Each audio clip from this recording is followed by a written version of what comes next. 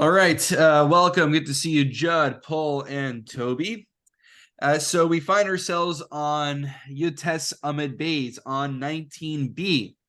And I don't know if you noticed, but assuming all goes according to plan, we should be finishing the chapter very soon. We'll be finishing, God willing, Parak Aleph, the first chapter of Sukkah, which will bring us basically roughly two-thirds to completing the Masechta, maybe even a little over two-thirds. I need right? How many blot do we have? Nun Hey, Nun Vav. Yeah, I mean, I think we're already kind of at that mark. So, all right, we're about to hit a milestone soon, God willing. I don't know if we're supposed to have a mini seum or something. If someone wants to, I'm not opposed to it. Okay, so we're at the Mishnah on top of Yutes Amid Beis. New Mishnah. So two different cases. I assume they probably give you a photo in the art scrolls that you're using. So essentially, the first case is it's a dome shape. And the second case is that it's a wall that kind of diagonally, like a right triangle. So you call it a right triangle? What's it called? Yeah, is that correct? When you have a triangle with a right angle You and mean then like a you lean-to, slope. like a What? lean-to, What? like a lean-to? Yeah, like I don't have the picture Gemara with me over here, but the commonality between both these cases is that the wall is also serving as the ceiling, as the schach. So we're already assuming that this material is kosher for schach. But what's weird is that it's like serving as schach and wall at the same time. And the debate we're about to see in the Mishnah is about whether it could really serve both functions. So Rabbi Eliezer posel b'pnei lo gag. Rabbi Eliezer says there's no defined gag over here. It's just a wall. So therefore, it's not kosher. The Chacham machshir, whereas the Chacham say no, it is kosher. It could serve actually both purposes. We'll see in the Gemara just a moment. So Tana, Moda Rabbi Eliezer shemigvia min hakarka tefach o shefliga min hakosel tefach shikshera. However, even Rabbi Eliezer says that if you kind of in the first case with the dome, you will lift it up and you'll have a vertical tefach at the base. That way, you could get a definition. You could see that there's already a defined wall, even if it's only one tefach. That's enough for it to be nikar. That's enough for it to be recognizable, and even Rabbi Eliezer will be satisfied. And same thing also for the where you have the right triangle and it's leaning over. So if you put a tefach on top to make a little bit of a defined, recognizable ceiling, a gag, then you have your self-defined schach, and therefore it is a legitimate sukkah even according to him.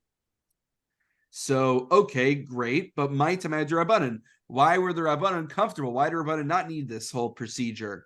So for them, shipoy olim ko'olim damu. For them, that the incline of the ohel is like the ohel, it's like the tent itself, and for them that is okay. So let me ask you an interesting question. We haven't used him in a while, but Rav Zilberstein and Chashuki Chemed asked the following question. Back on Testament Aleph, I believe it was, there was a debate between the Rush and the Rambam. I don't think we talked about it when we were in Testament Aleph, but the Rush and Rambam had the following debate. We know, oh, hey, princess. Hi, do you want to see our friends on the computer? Yeah, they're all here to learn Gemara with us. Yeah. Don't worry, she'll get bored soon and go on. Don't worry. So we learned that according to the Rush and the Rambam, there's a debate about the nature of the wall. So we know that the schach is huksa lemitzvah, that the schach has kedusha. It's designated for the mitzvah for an entire 7 days, and you're not allowed to fiddle with it. You're not allowed to benefit from it. You're only allowed to use it for the purpose of the sukkah. However, thank you. However, when it comes to the walls, it was a debate between the Rush and the Rambam. The Rambam said that the walls are the same as the schach. they're also hooks to the mitzvah, and according to the Rush, the walls are not hooks to the mitzvah. But what's interesting is, in this case over here, Rav Zilberstein suggests that in this case, where the walls and the schach are really one and the same. They're not purely defined. They're serving both at the same time.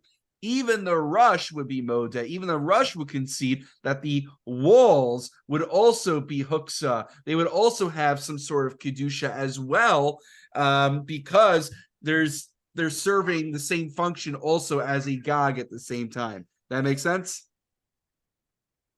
Yeah. No? Doesn't make sense, Toby? Or no? Okay. All right. Well, that was just a supplementary tidbit. So if you enjoyed it, you enjoyed it. If you didn't, don't worry. We're moving on. Okay. Abai Ashkeche Rav Yosef. Abai meets Rav Yosef to Kogani Bekilas Chasanim Basukkah. And Abai was basically, if you remember, Akilas Chasanim, remember those beds we were talking about back in the day? We had all those cases of a bed in the Sukkah. So imagine, what if the bed is instead of it being like rectangular, it's a triangle. So if it's just a triangle, there's no defined roof. There's not even a tefach. It's just a point all the way at the top. So what happened was he was sitting in a kilas chasanim in a sukkah, and Amarle, come on, Rabbi Eliezer, are you working in accordance with Rabbi Eliezer? But Shavak the Rabbana Vavata Rabbi Eliezer, how can you be going in accordance with Rabbi Eliezer? Let's explain what that means. Rabbi Eliezer was the one who required the addition of a tefach to legitimize a sukkah. He says that a structure that is lacking that tefach of a roof is not considered to be a legitimate structure. It's not considered to be a legitimate structure. So this actually works to the advantage of someone who wants to sit in a sukkah that has a kilas chasanim on the inside, because since it is on a slope, it doesn't have a defined roof. It's not considered to be an interposition between the guy sleeping in the bed with that triangle on top and the sukkah that is above him. So what's funny is Rabbi Eliezer, who's the machmir position in our Mishnah, because you want it to count as a sukkah when it's on a slope, here is to your advantage, because now you can count the sukkah itself and we can ignore the kilas chasanim that's interposing. Does that make sense? Right. So the issue though is that he's saying, how can you? So Amarle, come on, Eliezer, Shavak the Rabbanan, Vatik Rabbi Eliezer. But how can you ignore the majority opinion of the Rabbanan and hold like Rabbi Eliezer? So Amarle, Brisa Ibchatani. There's a Brisa that taught the opposite. Rabbi Eliezer Machshir v'Chachamim Poslin. That was Rabbi Eliezer who recognized would recognize the kilas chasanim, and it's the chachamim who would not recognize the kilas chasanim. Great, but we have an age-old rule. When we have a disagreement between a Mishnah and a Brisa, what do we prefer? We prefer the Mishnah. So Shavakta Masdisa Vatika Brisa. How can you ignore the Mishnah and go with the version of the Brisa? So Amarle Masdisa Yichidahi, because our Mishnah is only recording a minority opinion. The Tanya, the Brisa actually provides clarification that we wouldn't know from our Mishnah. Rabbi Nassan Omer, Rabbi Nassan's account was that Rabbi Eliezer was posel. Rabbi Eliezer invalidated it. However, since the Brisa is telling us that our Mishnah is really just a singular opinion of Rabbi Nassan's account, it's possible to say that our Mishnah might not have the most accurate account. It's only presenting one side of it. So it's not the craziest thing for someone to rely on a different account. Our Mishnah is not as authoritative as we would have assumed. Okay. Any questions on this section of the Gemara? All right. Going forward, so this next Mishnah is a very important one from a halacha l'maisa standpoint, because we get the question every year, can I get my mat from Home Depot? So there's various issues one needs to consider when getting a mat from Home Depot. One of them is that what was this bamboo mat made for? So sometimes a bamboo mat is made for fencing. If it's made for fencing, it's meant to be mechuber lekarka. So since earth is not makabel tuma, earth does not become tameh, the ground does not become tameh. So Therefore, since it's designated to go into the ground, a bamboo mat made to be used as fencing would be kosher for schach. But if it's made to be like a yoga mat or something, I don't know if they use bamboo mats for yoga, but it's made for lying down on, it would be makabel tama. So this whole entire discussion about just getting a bamboo mat from Home Depot emerges from the Mishnah we're going to and the resultant Gemara that we're about to see. Okay, so the Mishnah goes as follows: Machzeles kanim gedola asa l'shchiva. So if you have a very big mat and it was made for the purpose of lying down, then mikabelas tuma ve'emisachim ba. So since it's made for lying down, it's makabel tuma, and thus you cannot use it for schach, because remember, one of the two criteria for schach is that it's not makabel tuma. But l'sichach, if you designate it for schach, misachim ba, so then you can use it for schach, ve'ena makabelas tuma, and it's not makabel tuma. So it sounds like from the Tanna Kama, it's all about your intentions, at least when it comes to a larger mat. He doesn't really tell us about the smaller mats as of yet. Rabbi Eliezer Omer, the second opinion of the Mishnah, achas ketana v'achas gedola, small mats and large mats have the same status. Asa l'shkiva mekabelas tuma ve'emisachim ba, l'sicha misachim ba ve'ena mekabelas tuma. That if you designate it for lying down, it's makabel tuma, you can't use it for schach. If it's designated for schach, it's not makabel tuma, and you can use it for schach.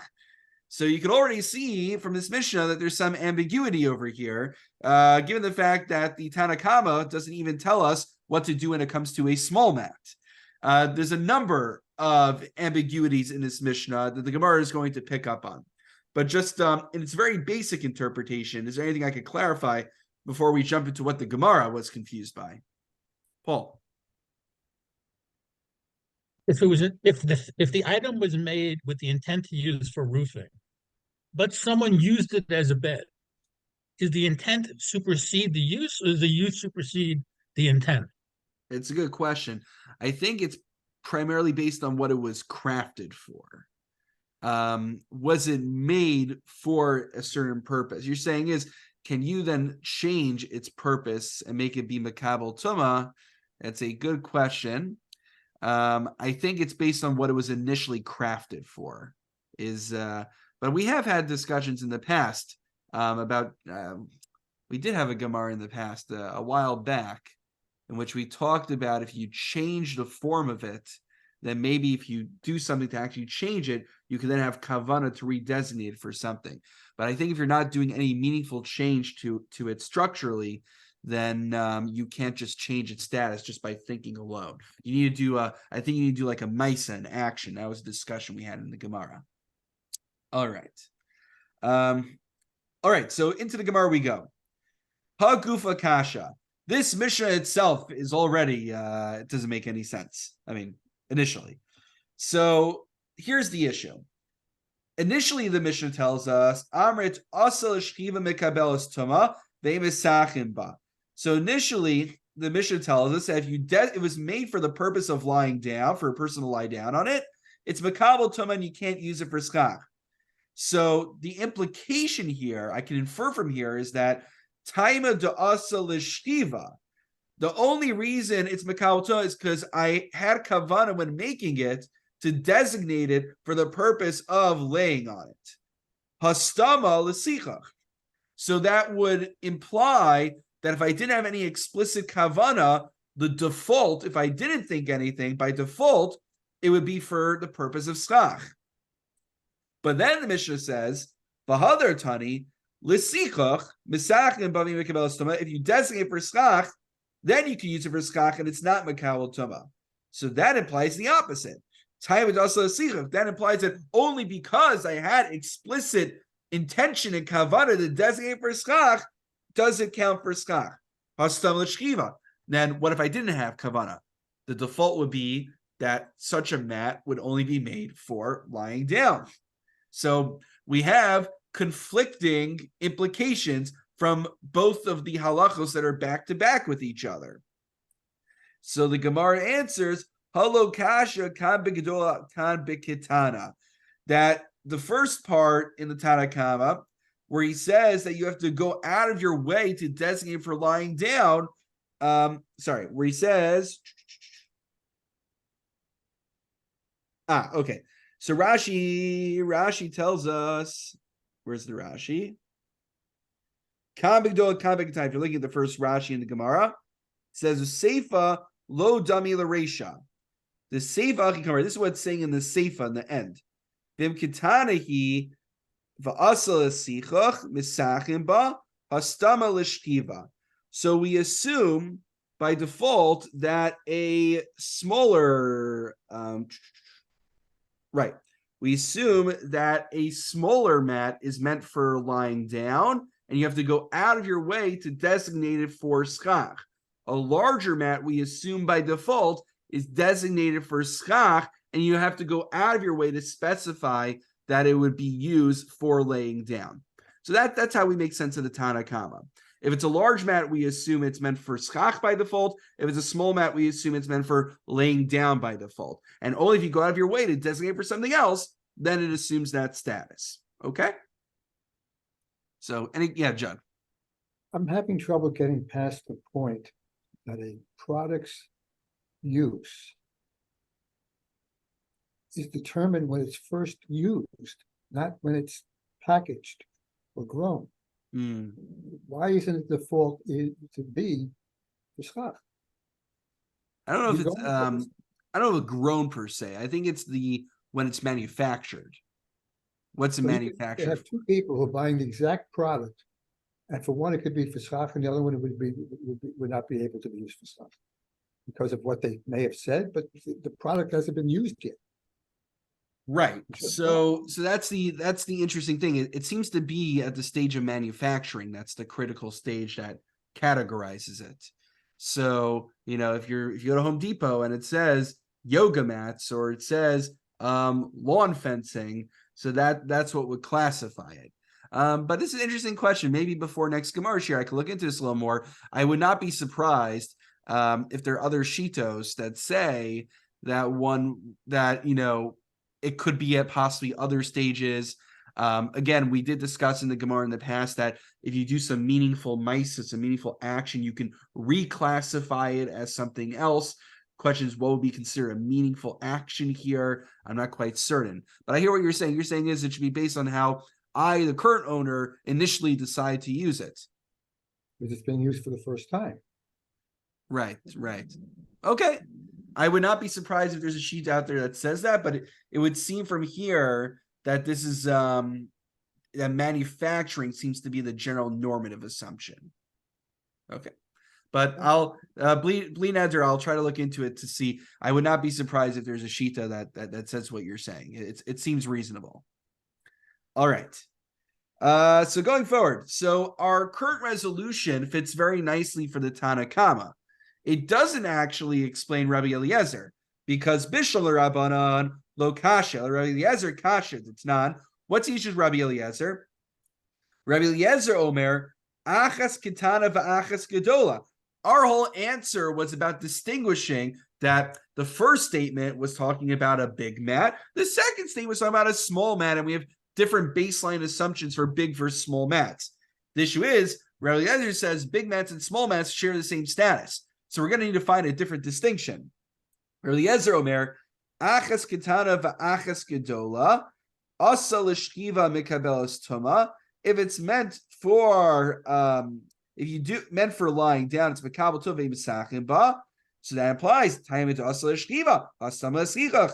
So that would imply that the baseline assumption is that's for schach. Ema seifa, but then how am I going to read the seifa, the next part? Asa l'schichach, he says, if you designate for schach, misachim b'avim mekabelos tuma, then you can use it for schach. It's not mekabel tuma. Taima de asa l'schichach. That's only because you designated it for schach. Hastama l'shkiva. So it's the same question we had before, that we have conflicting implications of what our baseline assumption of kavana is, whether it's for schach or whether it's for laying down on top of it. The only difference here is that we can't give the initial answer that the distinction is between a big mat versus a small mat, because Rabbi Eliezer explicitly tells us that big and small mats share the same status. So what's the answer? We'll give one answer tonight from Rava, And then next week we'll pick up with Abayi's challenge and the final answer. So Ela Amar Rava, Bigedola Kuli Ama Lo Pligi, the Stama Lesichach. So Rabbi Eliezer and the Tanakh and the Mishnah, they both agree that when it comes to a large mat, by default it is meant for schach. Ki Pligi Bikitana. When do they argue? Their whole argument is just about smaller mats. Tanakama Savar Stam Kitana Lishtiva.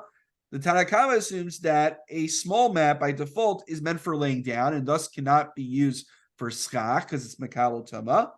Rabbi Eliezer Savar Stam Kitana Nami Lesichach. Whereas Rabbi Eliezer says that a small mat is also by default meant for schach. Okay, so now how would we read this in? So the Gemara spells it out for us. Here's how to read the Mishnah according to this pshat. V'hachi kamar. Machzelas hakanim. So if you have, gedola. So if you have a, here it's not bamboo, it's reeds. But you have a mat of reeds that's large. Asa l'shkiva nikabelas tuma ve'misachim ba. So if it's designated for lying down, then it's tama and you can't use it for schach. Time it asa l'shkiva hastama nasa kimisha asa l'sichim misachim ba. So that implies that stam you would be able to use it for schach.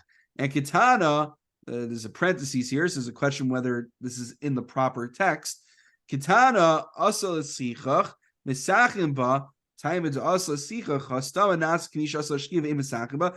take that out because it doesn't seem to align with Rava's current reading, so you can kind of just ignore that one. So, but then v'asa Rabbi Eliezer l'meimar achas ketana v'achas gedola stama kshera l'sichach. Rabbi Eliezer comes to argue and says that the stam mat in general is meant for schach. So Rava's resolution is that the machlokis between the Tanakama and Rabbi Eliezer is about a small mat. The Tanakama says a small mat is stam for laying down; it cannot be used. Rabbi Eliezer is contending that even a small mat shares the same status as a large mat, and we assume by default it is meant for schach. We'll leave it off over there because that already gets us almost a quarter way down the Amud anyway. So I need to leave something for next time. But next time we'll pick up with Abayi's challenge and then a final conclusion to this. And God willing, I'll try to make a mental note, Judd, to look into your question because it's an interesting one and a very relevant one. All right. So any questions before we conclude? All right. So all right, guys, we're almost. If you just flip the next page, you'll see on Chaf Amud Beis on 20b, we'll be finishing, God willing, the first parak very soon. And we'll have some new, fresh Gemaras.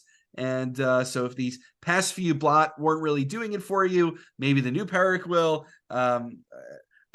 I have to say some of the blot were not the most exhilarating for me personally either, but it's all Torah, we all learn it, and it's all beautiful. So we'll get some new fresh content very soon, God willing. So shkach for hanging in there. Okay, have a wonderful evening and a good Shabbos. Good learning together with all you guys. Thank you. Thank you. Good night. Take care.